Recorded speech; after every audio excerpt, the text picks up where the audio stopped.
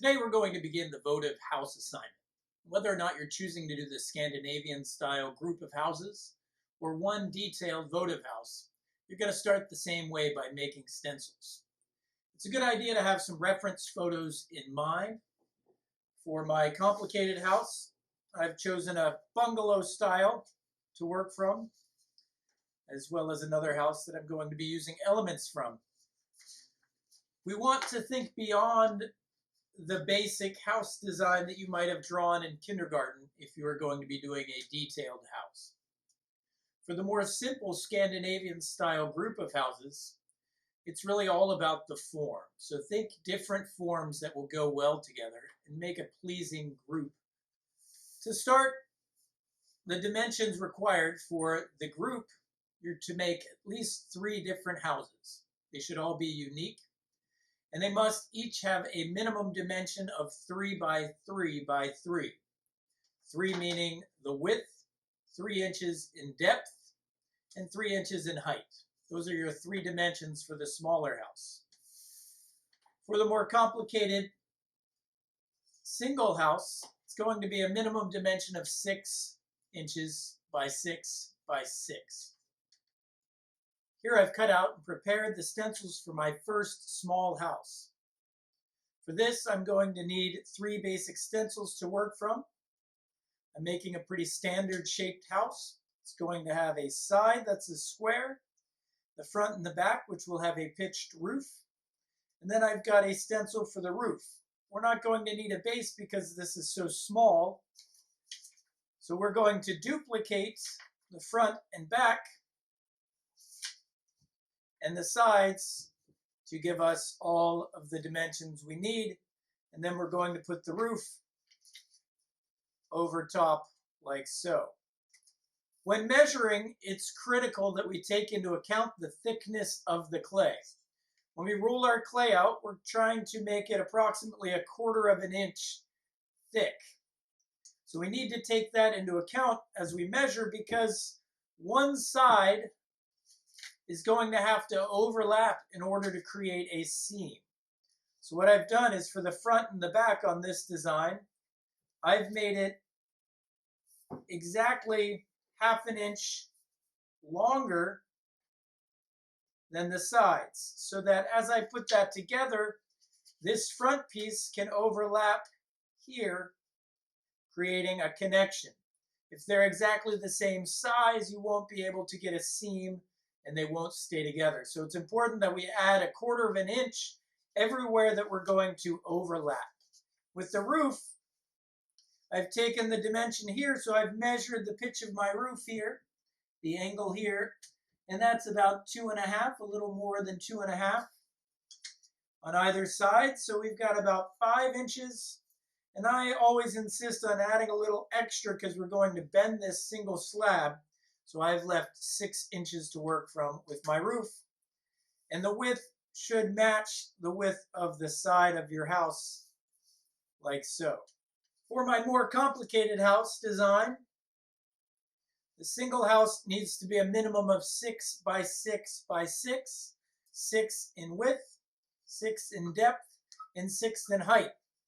And for this, I would really encourage you to think creatively. Look at different houses, do some research, and find something that inspires you, and recognize all the detail that really goes into a house. It's far more complicated than the basic design that we're using for the other houses. For this house, because it's larger, we're going to need a base to work from.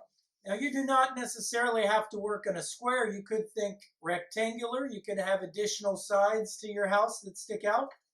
What I've done for my base here is I've made it 6 inches by 6 inches, keeping it pretty standard, but I've added a little porch area that's going to stick off of the front of the house here. I've created 2 sides, and then I've got a front and a back. Now you can see that I've cut a little notch, recognizing that this is going to have a certain thickness of 1/4 of an inch. So I want this 1/4 of an inch to overlap so that it goes together and stays securely fastened. For this particular piece, I've made my front and the back 1/4 of an inch longer on either side so that they will overlap the sides here, creating a firm connection and holding it all together. I've also cut out the roof, taking into account that on most houses, this is not critical on our smaller houses, but on most houses, you have an overhang on the roof that protects the side of the house. The top roof is going to stick out. So I've created a roof that is even larger than my previous roof, so that when I put this together, we're going to get a little overhang on the sides here and underneath of here as well. That's going to look much more realistic and add some detail. This house is all about detail, so anywhere we can add detail, we're going to seize that opportunity. Now that we have our stencils cut, we're prepared to begin cutting our first slab. To cut a slab, you're going to need to find a piece of old washcloth or a piece of cloth that you can lay down. You can try with paper towel, but chances are it's going to rip. So if you can find some old towel that you can use, that would be ideal. Preferably if it doesn't have a lot of texture to it. The less texture, the better. Hopefully you can borrow a rolling pin. That's going to make life easier. If not, I'll show you how we can get around that. Using your clay slab and a butter knife, we're going to carefully cut off our first piece. Now to do this, we really only have a limited amount of clay. This is all the clay you're going to get. So you really have to be cautious and make good slabs so that you're not wasting clay. And you can't mush it back together either. So you've got to do a good job cutting slabs and wasting as little clay as possible. So as I said, we want our slabs to be about 1/4 of an inch. So to cut this, I'm actually going to cut it at about 1/2 inch so that I have more clay to roll out and stretch. And if you need to make a larger slab, you would just cut that even thicker and do more rolling. So I've cut this first slab. It's at least 1/4 of an inch. Here I went a little thinner than I would like to, but I've given myself enough clay that I can actually stretch the slab out. And I want to think about which pieces are going to fit on here so that I can waste as little clay as possible. With this slab, I'll be able to make one of the front and back pieces and one of the side pieces. Now, if I don't have a rolling pin, I'm going to want to do a good job cutting this pretty close to the size I need. And then we're going to just tap this even.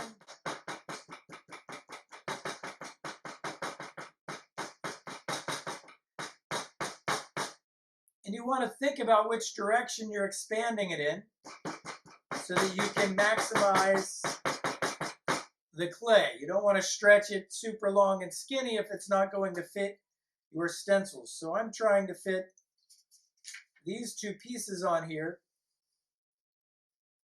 So I need to do a fair amount of stretching. I could go sideways this way. That will probably work best. So I'm going to pound it into place that way. And I want to get it pretty close. So now I've gotten this thinner. I can actually flop this slab down is a great way to stretch it. Moving in different directions. You want to avoid wrinkling your cloth though. Those wrinkles, as you can see right here, you don't want to have your wrinkles in the clay.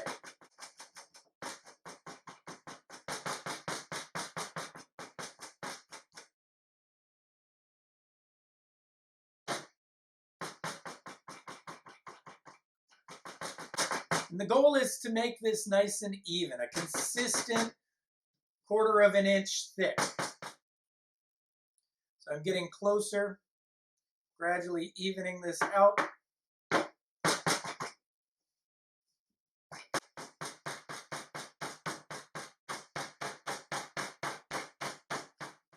Now what I can do, since I don't have a rolling pin, this is going to have a lot of little fingerprints in it, which I don't necessarily want. So I can even those out using a rib that I have. I can gently smooth that out, and that's going to stretch it a little more in the process, which is good.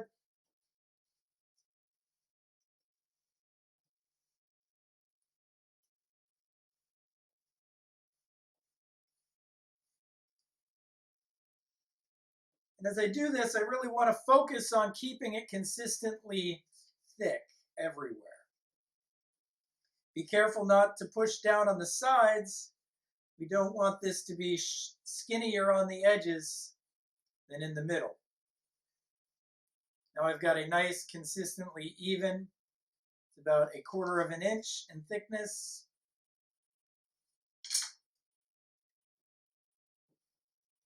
You want to fit as many pieces as possible onto these slabs again so that we're not wasting any clay.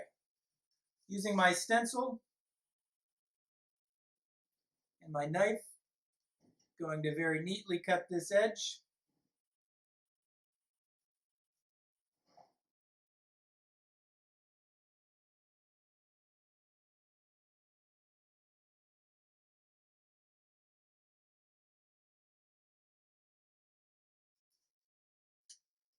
Making sure those cuts are nice and even and your edges are nice and square. With these scrap pieces, it's a good idea to hang on to those in case they can be used in further pieces down the line. We're adding details. So I'm going to just stack these and keep a collection of those wrapped up in case I need extra clay. With these little bits, there's not much we can do with those. So we'll just make a pile of scraps. Now I'm going to cut another piece, so I still need to make another front and back and my roof. So I'm going to cut a slightly larger piece this time.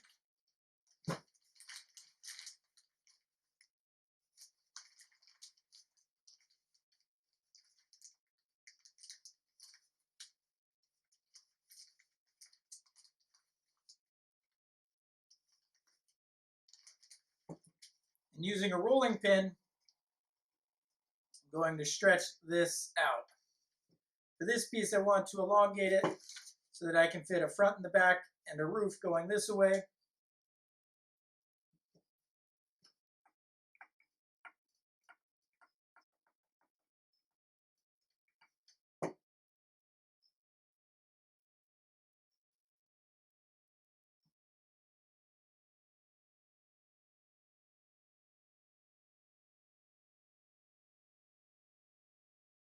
Trying to make that as even as possible.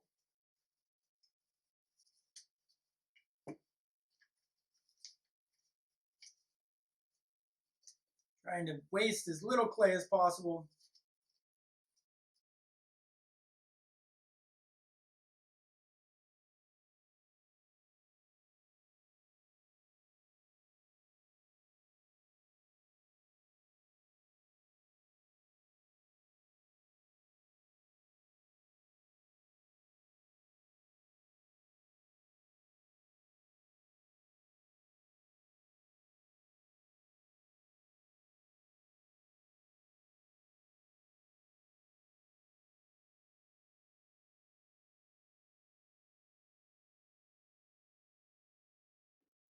So now I've got a roof, a front and a back, and then my two sides, which will fit nicely together, allowing the front and the back to overlap. So this piece is going to attach here, but before we attach these, it's best to let them set up a little bit so they're not as floppy. While I let those slabs dry, I'm going to cut the slabs for my other house.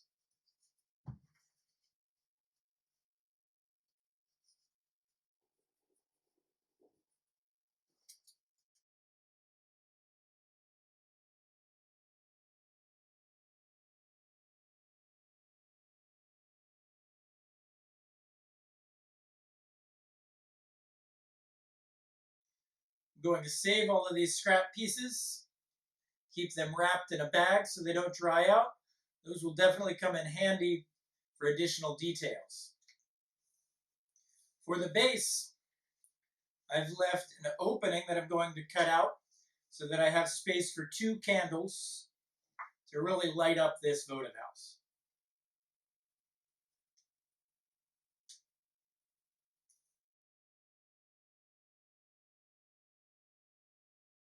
This will be a lot easier and safer to cut the base opening now before we attach the house. I'll just soften and refine that edge.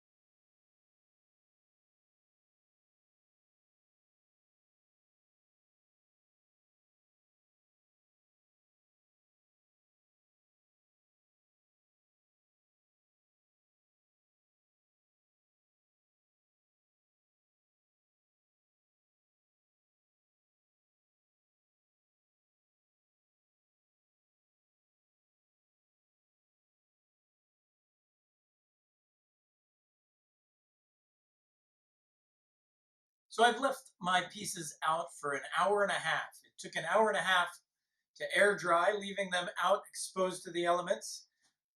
And at this point, they're still somewhat floppy, but they're stable enough that they can support their own weight and can be attached without having them get destroyed in the process.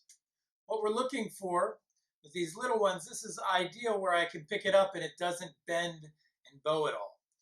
With this slightly larger one, it's okay because I'm going to be bending this to make it into the roof.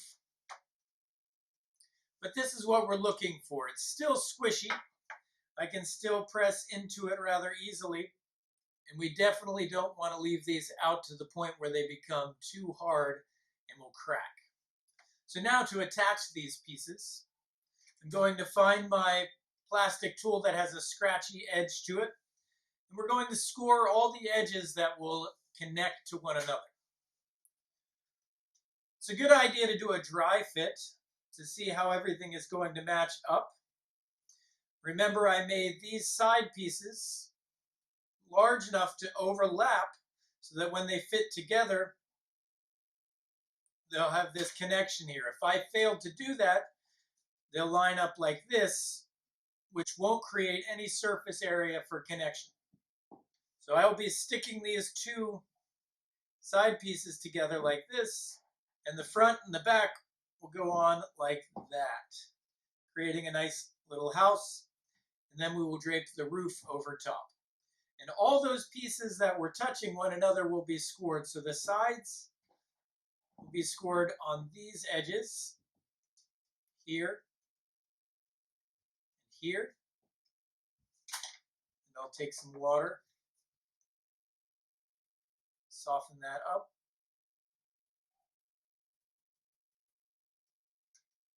Score it again.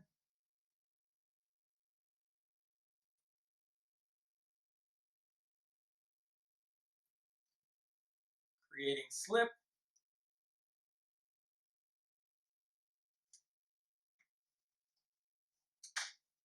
These pieces, on the other hand, are going to be scored on this side.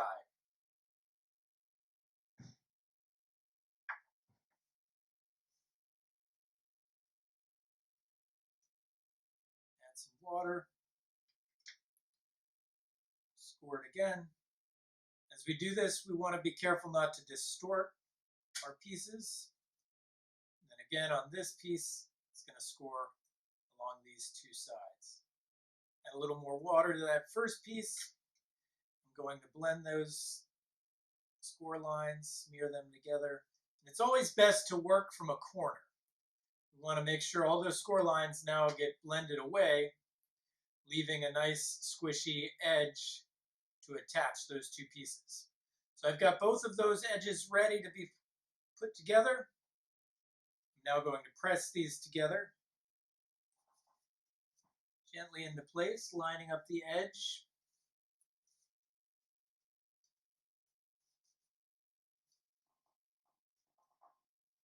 Just going to loosely get them attached at this point.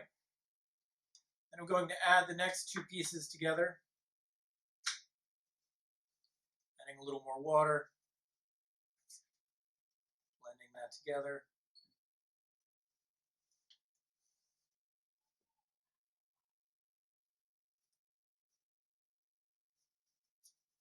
So now I can commence pressing these together, and I need to press a little bit of force to really get a good connection there. That's going to be important.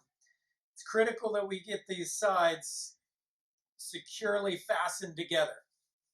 Want to make sure that these edges are nice and square. And I'm supporting on both sides as I press. Now we're ready to attach the roof. And I'm noticing that some of the edges on my piece need to be trimmed a little bit. I want this to attach right like that. Just trimming off a little bit.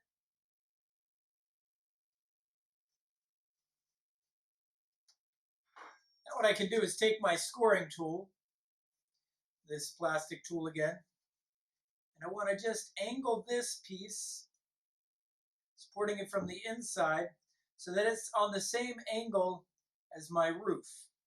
I want to be able to create some surface connection there, so that when I add this roof, it will all connect together. It won't connect well if it's just a corner there that we're going to press together with. So I want to create a nice seamless angle like that so that this is all connected. I'm going to do the same thing on this side. Then we can add some water.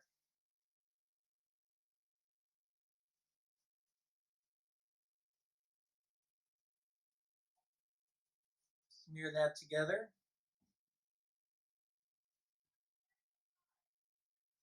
Creating a nice squishy slipped surface. And I add a little more moisture. Now this roof piece is going to bend over the top. You need to score all along the edges here and here, where it's going to attach to the top. Now we're ready to add the roof. Going to pre-bend this a little.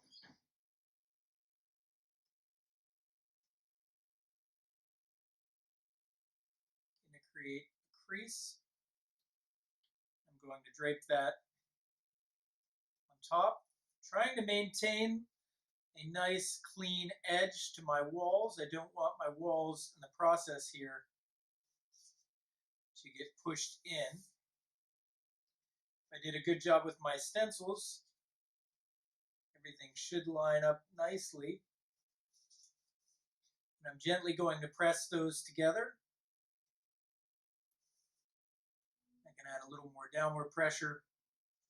Being careful not to distort the house. Again, this house is all about creating a clean sense of form. Form being 3 dimensions. So as we do this, we want this to be a clean, precise, finished form. I'm going to show you how we can clean this up and make it more aesthetically appealing. Right now, with the roof attached, this is much more stable. We can actually pick it up and examine how it's seamed together. And I can press those sides together a little more now to make sure everything is well attached. Now I'm going to clean this up a little bit using one of my flat edge tools. I can refine this top edge, try to make that a little more of a clean point. Pushing this together a little bit more. Going to blend this edge while applying some downward pressure.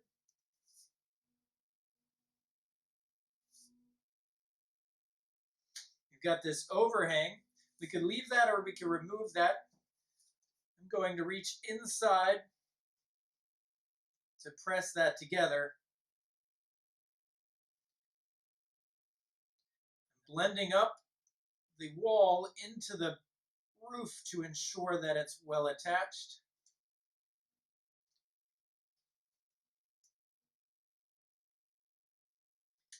With this one, I'm going to remove that overhang to keep it more clean, to focus, as I said, on the form.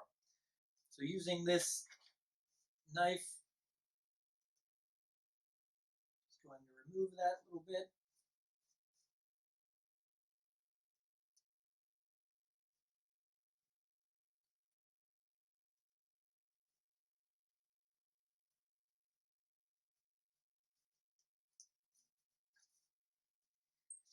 Now I'm going to spend time cleaning up around the edges to ensure that everything is well attached, perfectly blended together. And I actually like to use this scratchy tool as a way to blend those edges together. I'm going to start by using that.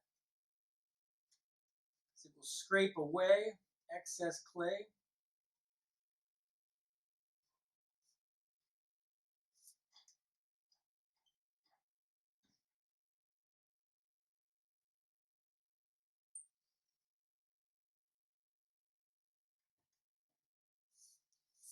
Trying to make everything as square, consistent, and even as possible.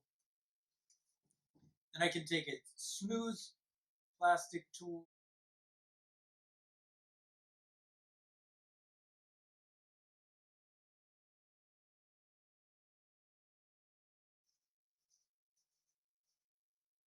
So I've done some refining on this, and it's taking shape. With these smaller houses, the key is to make nice, clean edges. I'm looking for a very refined, very geometric, and polished finished product. One thing we can do to further strengthen and ensure that our house is solid is to take some scrap clay. So this is a strip from before that I've kept covered, so it's a little softer now. It's been wrapped up in a bag. And using this clay, I can cut into little strips about 1/4 of an inch.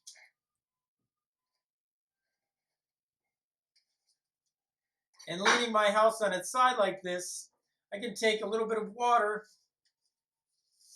add that on the inside here, on that corner, then taking a strip of this soft clay, I can fit that right into the corner and press that together.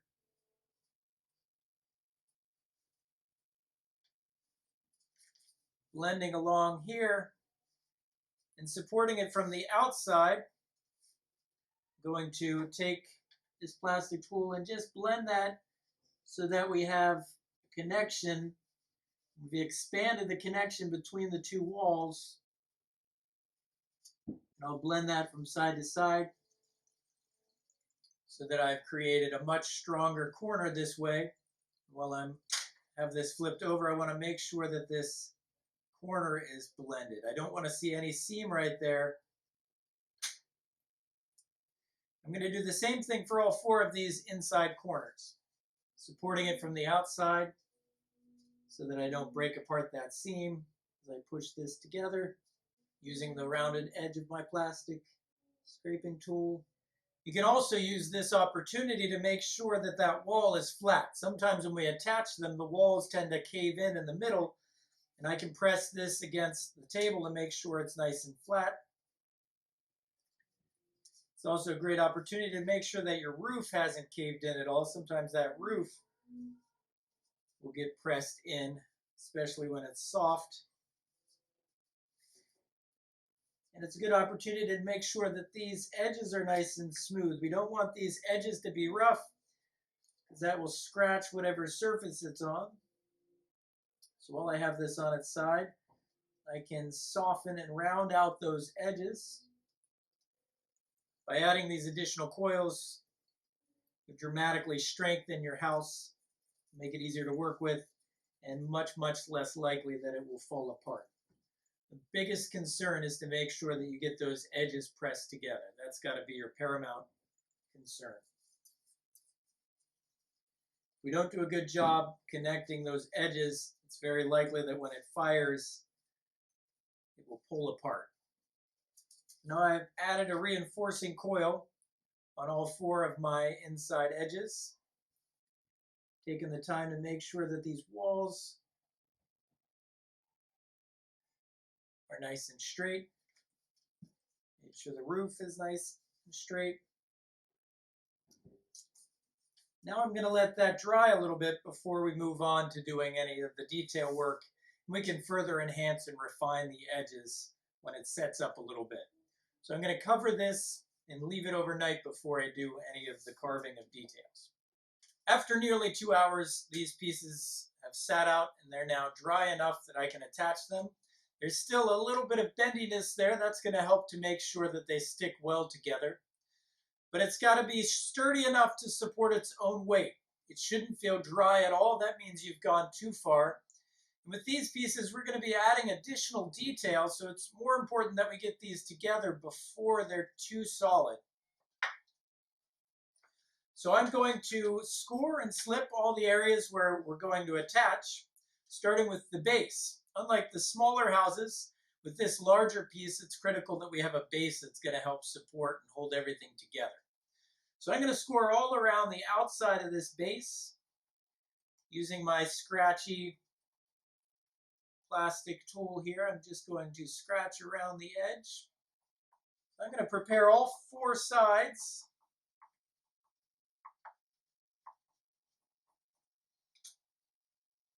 Adding some water around the edges. Really blending that together.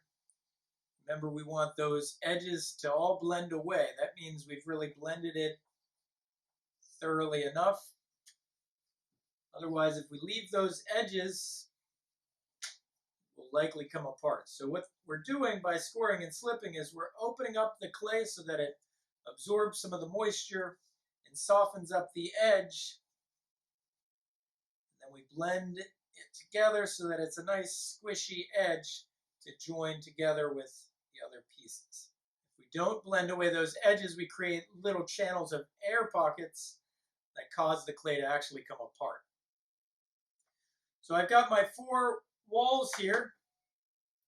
They're all going to attach on the outside of the base, here and here. And I've created these 2, the front and the back, to overlap. So they're going to be slightly larger, as you can see, so that they will overlap the edge here to create a nice solid connection here and over on this side. So I've got to score the inside of this piece and the outside of this piece. I also need to score everywhere that it's going to connect to the base. So right here, it's going to connect to the base. The outside of this piece, it's going to connect right here. It's also going to connect along this point. I can go ahead and score there. This is going to fit over top of that. Add some moisture and allow that to soak in a bit. These pieces are going to attach. They need to be scored along this edge.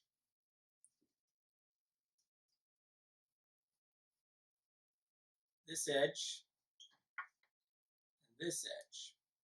I'm going to start from a corner, meaning one wall out here and one wall on this side. That's going to be the strongest, most structural way to attach these. Rather than going opposites, it's much better to attach at a corner. It will structurally help hold everything together. So I'm really going to smear those score lines in, blending those in. Now I'm ready to attach. Working from a corner, I can put these 2 pieces together around the base, on the outside of the base. I want to try to make sure that this is straight up and down. And I'm gently going to press these together. I don't need to press too firm just yet. Notice I'm pushing from the inside and from the outside. Really squish those together. If you see some slip squirting out, that's a good sign. Always supporting as I press these edges together, gradually pushing a little harder. Using some of my scrap clay, now what I can do is add some reinforcements on the inside here. So I'm going to take the back of my plastic knife here. I'm going to blend those together like this. I'm supporting this as I do this, creating an even channel in there. I can add a little moisture. Then taking thin strips of clay from my scrap pile. These have been sitting wrapped up in a bag. I can just take 1/4 inch strips of clay. I'm going to reinforce those connections, supporting on the outside as I push this coil.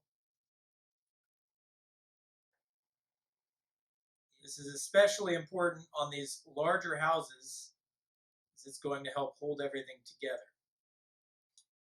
I blend that up into the wall, down into the base, still supporting from the outside as I do this. I'm going to do the same thing along this inside corner going up the wall.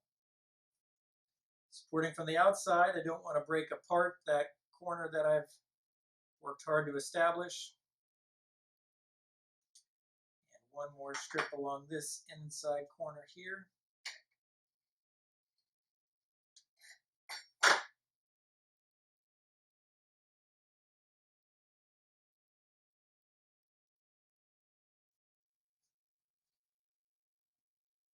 Now that is nice and structurally sound. Now we're ready to attach to the next wall. Again, I'm going to try to work from a corner, so I'm going to go ahead and attach all these walls, remaining walls, together at the same time, scoring this outside again. If it sat for a while, you want to make sure it's soft enough. Rescore there. This gets scored along this wall, on that side, on this side. I'm going to score along this inside wall here, supporting it while I do that. And then as for this piece, it's going to be scored along here, along the base, and then along these sides here and here. Really smearing all of those lines away, creating a nice, squishy, soft edge. Carefully lining every piece up, making sure the edges are nice and straight before I press it firmly together. You want to make sure you have nice, clean corners. I'm gently going to go around, lightly pressing it first, gradually pushing harder to ensure that these edges are well attached. Adding pressure is the most important thing to do here.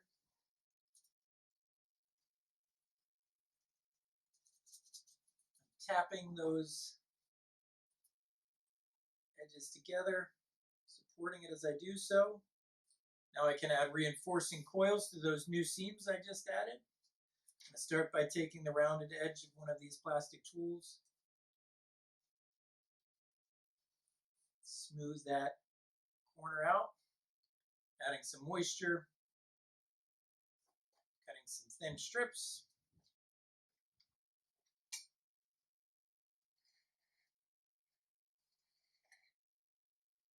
Supporting from the outside, pressing those in to reinforce the seams. Blending it into the base and up into the walls.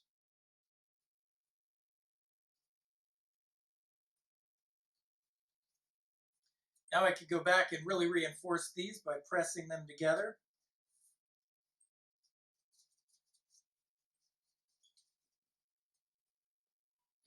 Now we're ready to add the roof. Now with the roof, we're not going to be able to blend from underneath because we have the base here. So it's important that we make sure we have a great connection on the roof. It's going to be doubly important that we create a good angle here that continues this angle so that we can have a nice wide surface area to connect with here. So I'm going to go ahead and use my scratchy tool to not only score this to prepare it to attach, but I want to create the angle that's going to give me a continuous connection here. Right now, if I were to attach, there wouldn't be much surface connection. But by flattening this along the same angle as this, so the pitch of the roof matches the angle on the walls here.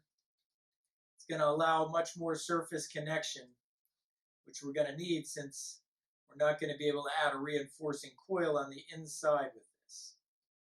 So the goal is for this entire scored area to attach to the roof. We do that, and if we press down securely, we'll have plenty of adhesion to securely fasten our roof in place. Now we're ready to add this roof. Thinking about where it's going to attach. Now I deliberately made this roof so that we're going to have some overhang in front and back and on either side.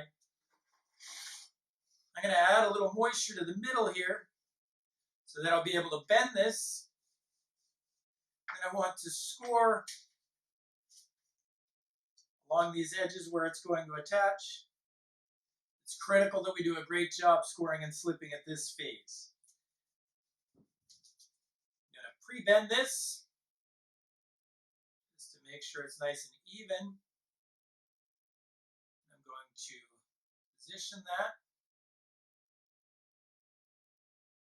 making sure it sticks out the same amount, the front and the back. Got a nice little overhang there. And we want to be careful not to press in too hard here because that will actually cause it to collapse. So we're just going to work along the edges, adding downward pressure. You could even take a ruler here. This distributes the pressure, making it more even. Trying to maintain the walls so they're nice and straight. And I'm gently going to press down along this edge. I can then take the rounded plastic edge of my tool here and blend from the outside, being careful not to push this in, working around that inside seam. And once this sets up a little more, we'll be able to refine this roof, create the angle we're going for on top a little better. But right now we're well attached. Now we're going to cover this and let it sit at least overnight before we begin adding any details or additional pieces to this.